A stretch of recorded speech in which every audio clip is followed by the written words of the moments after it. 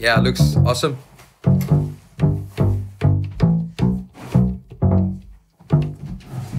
I like that groove. That's a nice groove. It's not mine. Hello and welcome to attaQ. My name is Jakob. I'm your host and I'm sitting here at the Thomann Synth Reactor, of course, 2019 with Jim from MOOG. I hope I said that right. Oh, you said it perfectly. Thank you, Jakob. Really? Yeah. I'd rather say MOOG. I heard Bob Moog talking about that in an interview once, and it's like a Dutch name. Yeah. It sounds like Klingon. You're much better at that pronunciation than I would be. That's probably because I'm part Klingon. Uh-huh. Jim has brought something that probably a lot of my viewers are going to be really, really surprised about, because this is, why don't you tell us what this is? Two semi-modular analog synthesizers, each one with a very full-featured patch bay. I know Jakob and I have had some conversations over the past few days, some really good conversations. Yeah. And in part of that, you let me know that this was not your bag. No, I kind of hate it. So the thing is, like, you look at the MOOG, it's one of the most beautifully designed like type of synthesizers there are out there, and I really love the way they look. I love the way they sound. I use software MOOGs and stuff. It's just that everything modular with the patch bay is horrible to use for me. But I have a lot of viewers that they do like modulars, and they've been asking me to get into it, and Jim here is going to try to convince me to get into modular. So Jim, I expect something awesome here. Okay, I'll do my best. Yeah. Well, you know, let's start before we even start making sound. Here What goes do you those not cables. like? Just touch one. Just hold one in your hand. God, I mean, it's a cable. We're I know. getting started. But let me ask, what is it that you dislike, or is not necessarily to your way of creating with the patch bay? Well, I've done stuff like this in the past with bigger systems. Yeah. Right. Both virtual cabling and hardware cabling. So the thing is, I like saving my presets not as Polaroid photos of a setup, but as a thing that I can just touch, and it's all coming back to me. Yeah. And so I want to get started instantly. Yes. The problem is not the problem. There is something you lose in the process of not having a modular, because when you have a modular, you can route stuff in certain ways thanks to these thousands and thousands of boxes of this. Yes. Okay, Jim, I'm gonna leave it over to you. Yeah. And I think what you said is perfectly reasonable, and something that a lot of people feel the same way as well, is that when you want to create something, you're ready to go. And sometimes that time that it takes to get set up, that time, if you have an idea in your head, if you don't get it out immediately, you might not be able to catch it before it before it goes away. Yeah. And so that being said, you know, instruments. So what we have here, we have a MOOG Mother 32 on the bottom, and then up top is a MOOG DFAM, which stands for drummer from another mother. Yeah. Mother 32 is a semi-modular analog synthesizer. It's a pretty standard monophonic synthesizer. There's one oscillator, filter, envelope section. You have modulation via an LFO. Down across the bottom is a keyboard. And this also works to program the sequencer section, which you have controls for over here. So in that sense, while there are no presets for the knobs for the synthesis part, you can save patterns into the sequencer. So you can get back to some ideas. I think more so with this instrument. The preset saving is especially good for playing live, so that you can compose some sequences and some patterns and pull them up and transition from one to the next. That's nice. It is a little. I mean, is it a digital brain? This sequencer. Yes, the sequencer part is. So it is a little bit of a hybrid. A little bit, yes. That's, yeah. Okay. And then all of your all of your synthesis section is all analog. So there is no memory up here except for the memory up here. Yeah. Now with DFAM, There is no digital brain to it. It is an analog sequencer, fully analog synthesizer. And this instrument is set up in a similar way. You know, it's a monophonic synth. It has 2 oscillators. It has, again, a filter section, envelopes. But everything has been sort of pre-set up so that your controls lead you more into drum sounds. Of course, with a mono synth, you can create leads, bass, textures, and drums. Up here, you kind of start with the drums, and if you wanted to get into other sounds, you can, but it gets you quicker into the drums. I'm just loving how it looks, you know. Yes, it's got the typical Moog look, you know. I'm a sucker for that wood and black panels and these knobs. Yeah, so I wanna hear a bit. I don't want to see you actually start patching this thing. Yeah, so I've got a sequence already set up for the DFAM. It's a monophonic drum sound. We'll go ahead and get that started, and then from there we'll start building on top of it.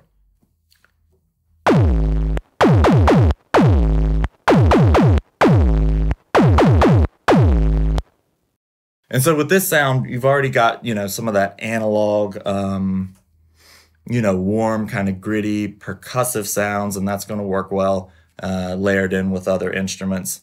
But at the same time, you recognize it's not like a traditional drum machine. You know, you don't have a kick and a snare. It's more of a sort of a combination of maybe a percussive bass sound. Right.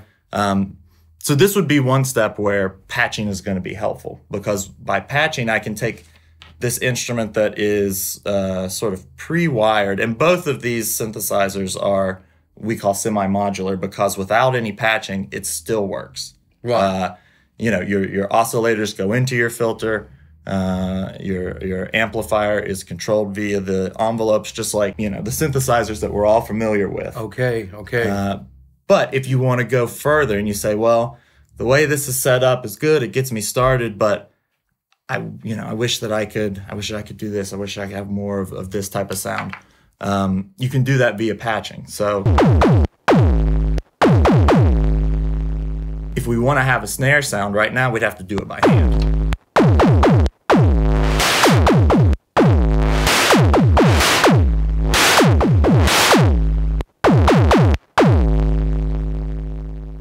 Or I can start patching some things together, not have to use up all my hands, because there's other stuff that I want to do. In, yeah. Exactly. So the first thing, I'm going to take my pitch row here from this top row of sequencing knobs, and you can see I've already got on the 4th and the 8th step, I'm throwing the control voltage all the way to maximum. Every other step is off. So I'm going to take that, and I'm going to go into my VCF mod, because what I want to happen is every time it comes to 4 and 8, I want that filter to open just like I was doing with my hand. I also want my envelope to trigger noise, because that was the other thing as I was doing. To get the snare sound, I need some harmonic content, which is going to come from the noise.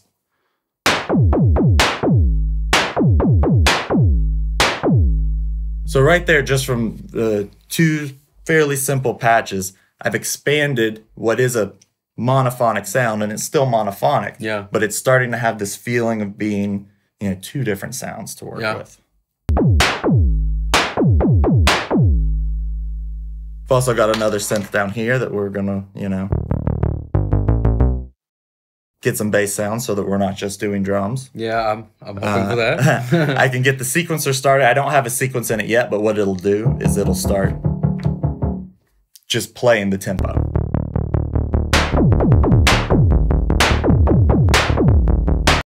It's out of sync. Exactly. They're not synced up. More patching. More. Oh God. Oh. I'll let you do this one just to dip your toe in. So you want to go from the tempo, right? Yeah.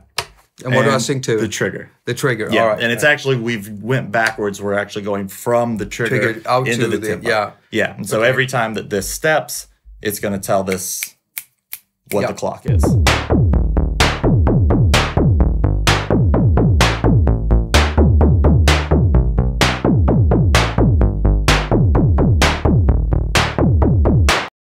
Very on the rails. Yeah.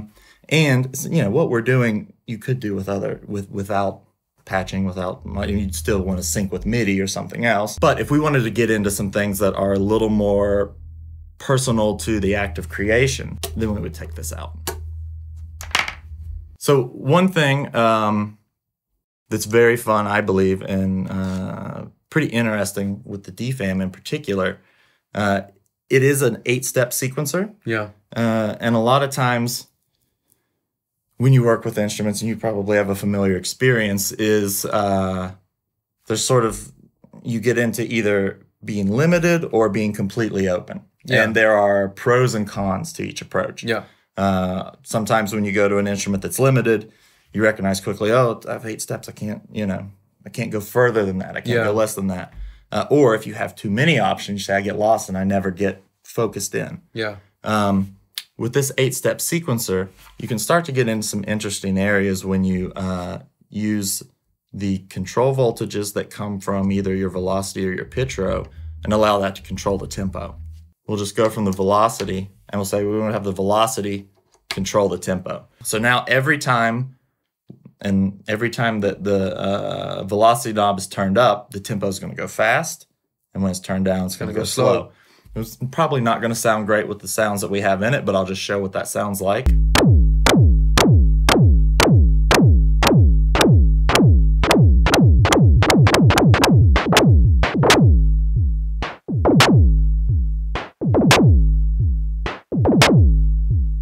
But you can see that it's no longer a standard beat.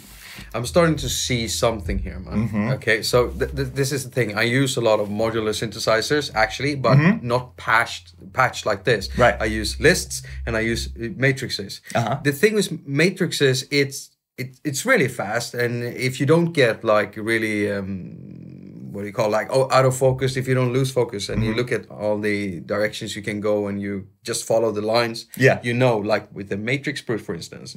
But I would say, like, as a beginner, starting like this instead, with plugging with cables. I know I'm saying this even though I absolutely hate patch bass. I see real potential. Like, this is a better way of starting, because here you're just up and close with your cables like that. And you can pretty much pop it like that. You don't really get that with a matrix. Right. And it's more visual and mental and not as physical. Not as hands-on like that. So, okay, keep going. Okay. I mean, you're doing good here. Thank you. I'm still not convinced that I need I'm glad you're still in the room, though. I've not run you out the door yet. So we're starting to get a little bit of asymmetry in our tempo and in our pattern. And that's caused the sound that we've synthesized up here, the kick and the snare, to not be really the best use. So I'm going to run it again. And I'm going to start to kind of dial in a different sound. What I'm going to do for now is going to be a very simple sound.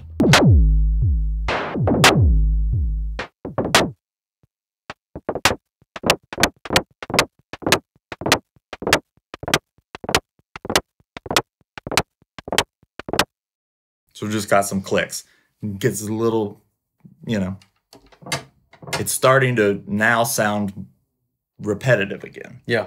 So we want to take that and we want to make it move. One way to do that would be to cause the tempo to move up and down with respect to what it's already doing here, moving up and down. I could do that with my hand.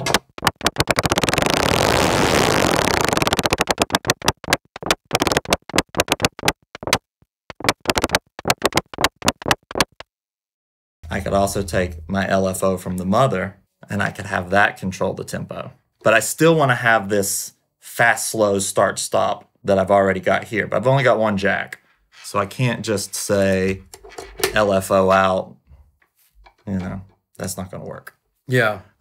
So what we can do is we can come down into our mix section. We have a mix CV control on the Mother 32. And this is it's like a crossfade. Right. All the way to the left is going to be whatever signal we put into mix 1. And all the way to the right, everything that's on mix 2, right? Everything on mix 2. So I'm going to take this velocity row that has been controlling the tempo. I'm going to put it into mix 1. Yeah. I'm going to take this LFO. I'm going to put it into mix 2. And then the output of that is going back into the tempo. Yeah. Right. So now, when I go all the way to one side, I'll get one CV. All the way to the other side, I'll get the other. And in the middle, they'll kind of blend together. Right, right.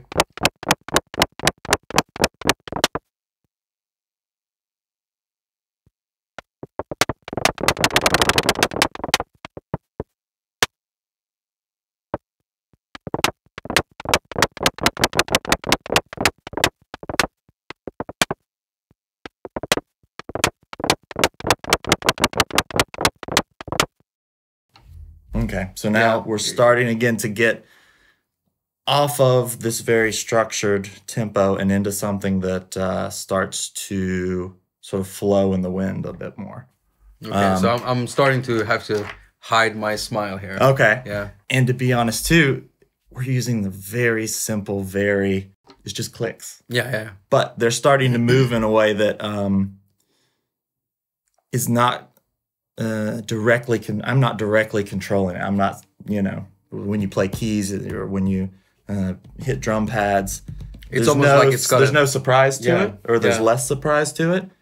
Once you start to use the patch bay, it comes alive in a way, you know, and it's very organic in some sort of way. Yeah. It comes more cables. Yes. The other thing that we're going to do now, so far we've been using just the sound from the DFAM, some of the control from the mother, but as we pull control from the mother, we've taken two separate instruments and we're starting to combine them into one system, into one instrument that is very much customized to what we want it to be. Instead of having two separate monophonic synthesizers, each with their separate controls, we're starting to blend them together into a new instrument. Right. Every person that interacts with them is going to blend them together in a different way and essentially create a different instrument. So I'm going to flip on the bottom here, start sort of putting some sound together so that this whole thing becomes one combined instrument.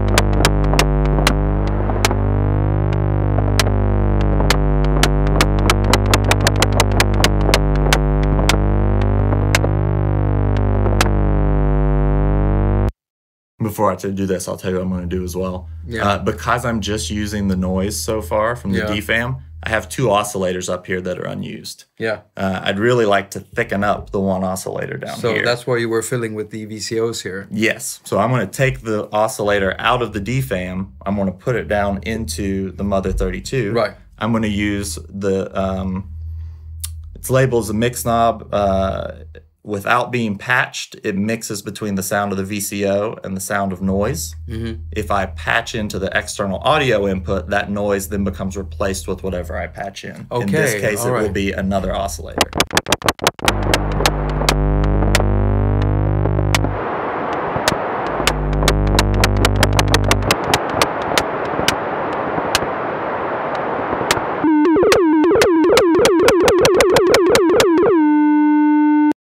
And you can hear that oscillator is still being affected by this. Yeah.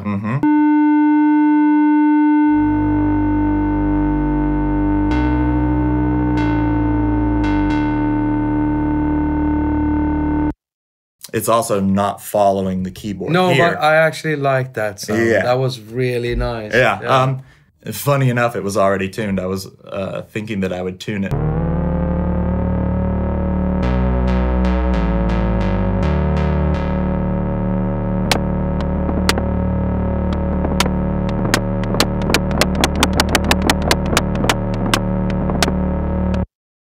All right.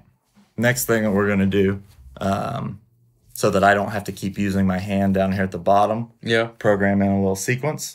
Then things can start again to run themselves. To program a sequence, just going to hit Shift plus run stop. Okay, so it's armed now. Yep. You can see the blinking light. Yep. And because I don't want this, I've already spent a lot of effort and a lot of patch cables to have what's going on up here be a little asymmetrical. I'm not going to be necessarily going on 1s and 4s, you know, with my sequence. Yeah. I'm going to put some big gaps in it too, so that it's got some space.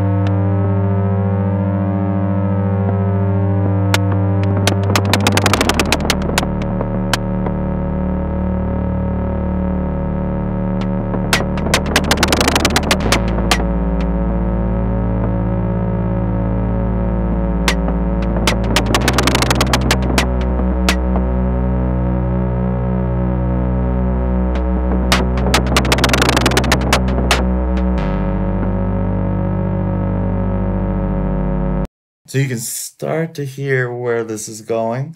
Okay, this is really good. Thank you. Right, this is really good. Yeah, keep going, man. Okay.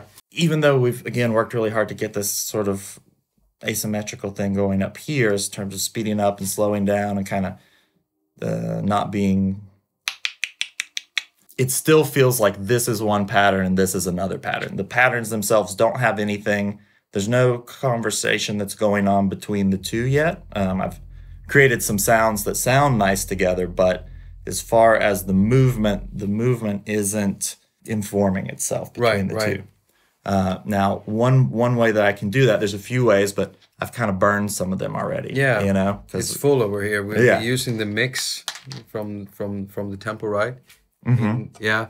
So what? So, well, one thing that we can do is we can use the keyboard control. So every time you press a key with an analog synthesizer for 1 volt per octave. Right. So each degree in the scale is going to give, as you go higher, it's a higher voltage. You go lower, it's a lower voltage. So I could use that keyboard voltage to change the LFO rate in the mother.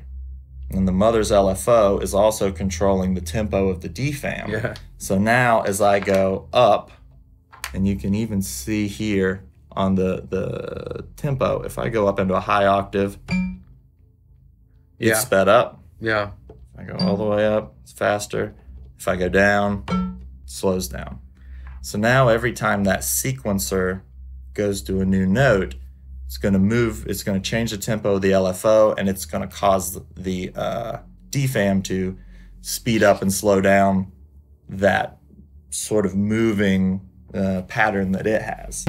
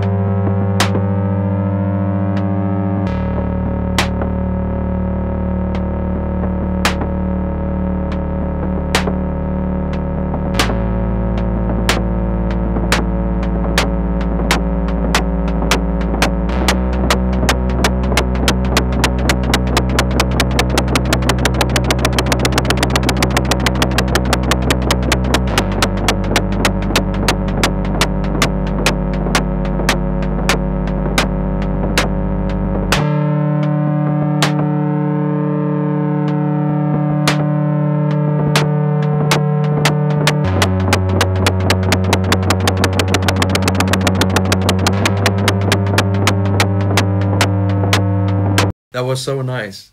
That's a very interesting way of actually doing it. I mean, I've been using with with other synths, I've been using the keyboard to control simple stuff as LFO rates, to control wobble rates, you know, that kind of stuff. Yeah, it's a very standard sort of use, especially in a lot of styles of music. But to do it with like a tempo, is really, really interesting. Certainly when we are already doing so much with the tempo already, and this is not something I would have done with matrix like synthesizers, you know, with lists and stuff. I probably wouldn't do that. If I had a modular, I would probably be making other types of music too. And I can now see why this would be a good thing to have when you want to jam and get ideas and get into a certain mode. I could also see if someone is doing this for a long time, it could be their main production thing where they make music. I spoke to Annie earlier. Yes. Who makes beautiful stuff. Yeah, and using only modular. And I kind of see why modular people like this. I'm still not convinced yet. My viewers know me. I'm still not convinced. But if anyone asked me would I get something with a patch pay now, I might not be that quick to say no. Okay, so keep going. Okay. One thing I haven't used yet is my mult. I spoke earlier about the fact that I've burned up some of my my LFO. I've already used it. Yeah.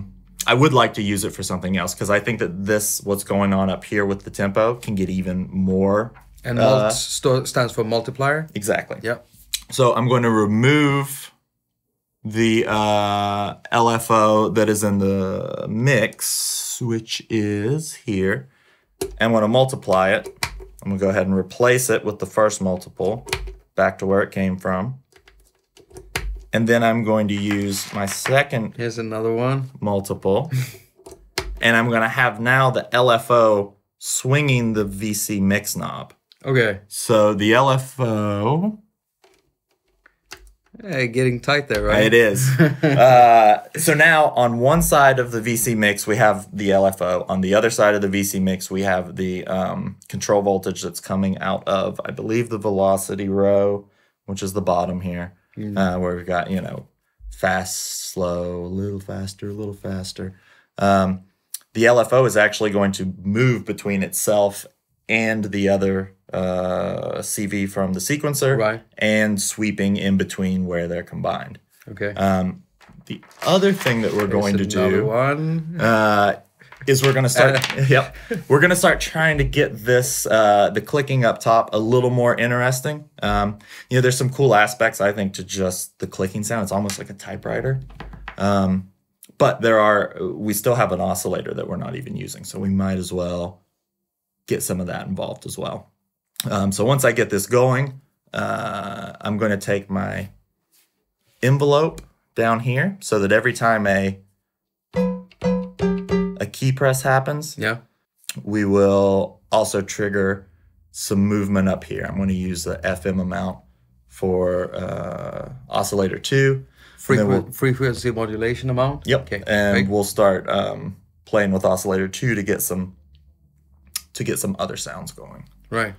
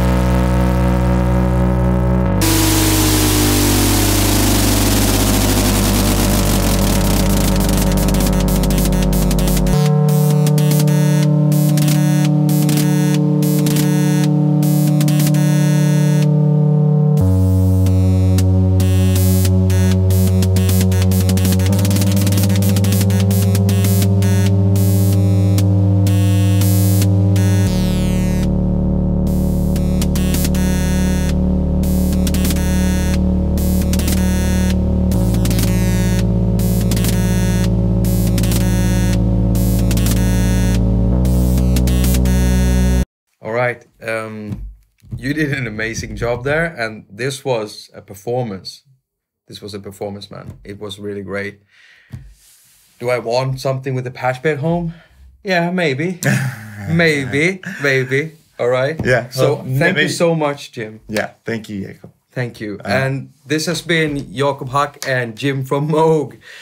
Not me from MOOG, I'm from attaQ. And we're here at the Thomann Synth Reactor 2019. And we have to end now. Otherwise, they'll throw us out. So, yeah, thanks for watching. Was that good? Yeah, that was very good. Awesome. Thanks, man. Was that good? That was fucking amazing. Awesome. Cool. Thank God. you guys. That was fun. Awesome. Thank you. Thank you. Man, this is pretty sweet. I mean, we just came to this hotel and it's pretty big. It's huge. It's bigger than I'm used to. I mean, look at this. Now I'm over here and